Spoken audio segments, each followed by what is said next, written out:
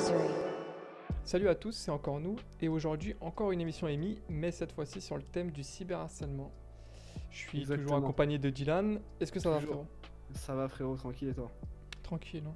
On Tranquille. change pas une équipe qui gagne, comme on dit dans le temps? Dans le jargon, ouais, c'est exactement Ah, ça qu'on dit. Exactement.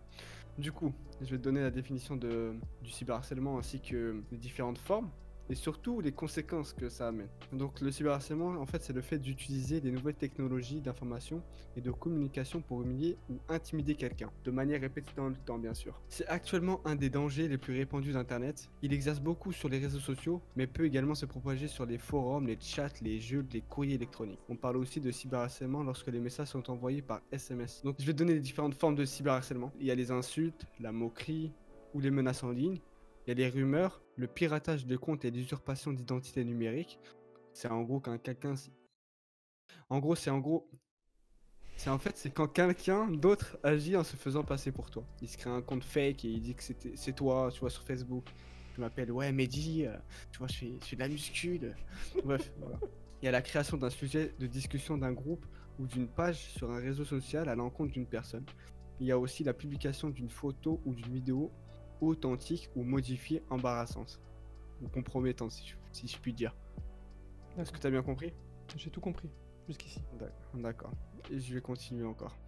Le cyberharcèlement peut se propager très vite et massivement. Le coupable peut rester anonyme, les messages peuvent rester en ligne même après l'arrêt du harcèlement. Et donc peut causer du tort encore à la victime.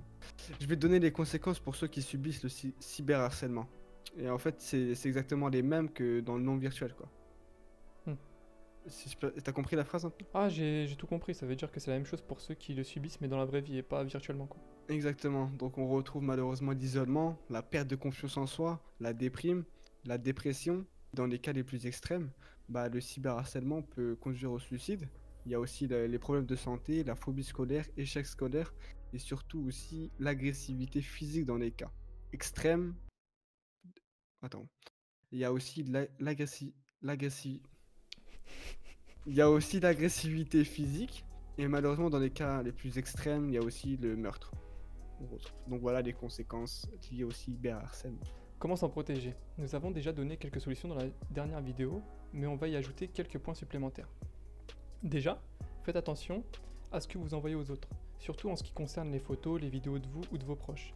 Il y a des gens qui sont très mal intentionnés et qui pourraient les utiliser contre vous, donc n'accordez jamais votre confiance à des gens que vous ne connaissez pas assez. Et n'oubliez pas que vos codes personnels n'appartiennent qu'à vous, donc ne les communiquez pas aux autres. Ensuite, qu'est-ce qu'on peut faire quand on en est victime? Si vous en êtes victime, n'oubliez pas que vous n'êtes pas seul. Je vous affiche un document qui sera aussi dans la description, qui peut vous donner des pistes sur la démarche à suivre. D'abord, comme je vous l'ai dit, vous n'êtes pas seul. Parlez-en et n'essayez pas de vous faire justice vous-même. Gardez toutes les preuves si vous en avez, screenez tout ce qui pourrait vous servir et ensuite déconnectez-vous des réseaux. Pour en parler, vous pouvez appeler les numéros de non-harcèlement et Net Écoute et ou aller voir des personnes de confiance et même des professionnels de l'éducation. Pour finir, en ce qui concerne les témoins, ne relayez pas les photos ou SMS. Ne faites pas de commentaires, signalez directement à des personnes qui pourront l'aider et si vous pouvez, soutenez la personne qui en est victime. Le dernier point, les sanctions. Pour finir, si l'auteur est un mineur de plus de 13 ans, la peine maximale pour un harcèlement sur une personne de plus de 15 ans sera de 1 an de prison et 7 500 € d'amende. Si la victime a moins de 15 ans, la peine maximale sera de 18 mois de prison et 7 500 € d'amende. Et s'il est majeur, l'auteur d'un harcèlement en ligne risque 2 ans de prison et 30 000 € d'amende. La peine maximale est portée à 3 ans de prison et 45 000 € d'amende si la victime a moins de 15 ans. Donc, c'est pas des blagues. C'est pas des lol, comme on dit. Je vais enlever ça. Si je rigole un petit peu.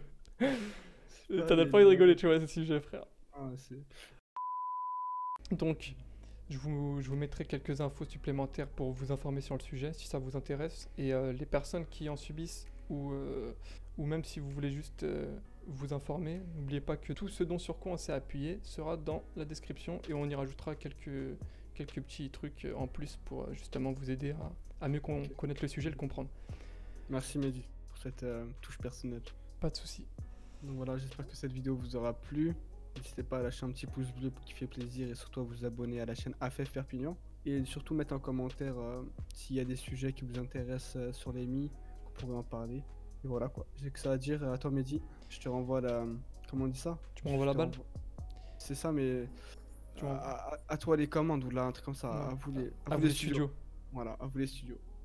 Donc ouais, bah t'as tout dit, écoute. Et juste, j'aimerais dire que si vous voulez mettre un petit j'aime pas, dites pourquoi en commentaire, tu vois, parce qu'on a besoin de savoir justement pourquoi la vidéo ne vous a pas plu. C'est pas pour rien qu'ils sont là les commentaires, c'est pas pour pouvoir communiquer avec vous, sinon on les bloquerait et on dirait bah c'est comme ça et puis c'est tout. Donc Exactement. Et ce donnez-nous des commentaire, raisons et dites-nous pourquoi, en tout cas si Voilà. la vidéo ne vous a pas plu. Mais après n'hésitez pas à mettre des pouces en bas, quoi, il n'y a pas de souci pour ça. C'est juste nous expliquer pourquoi, pour qu'on puisse améliorer par la suite, ou si on a peut-être mal abordé le sujet, de nous le dire aussi, et voilà. C'était une outro un peu plus longue que d'habitude, mais c'était pour remettre un petit peu les choses claires. Une outro essentielle, tu veux dire. Essentielles, exactement. Ouais. Merci à toi, Mehdi. On se capte tout à l'heure. Ciao les amis, peace.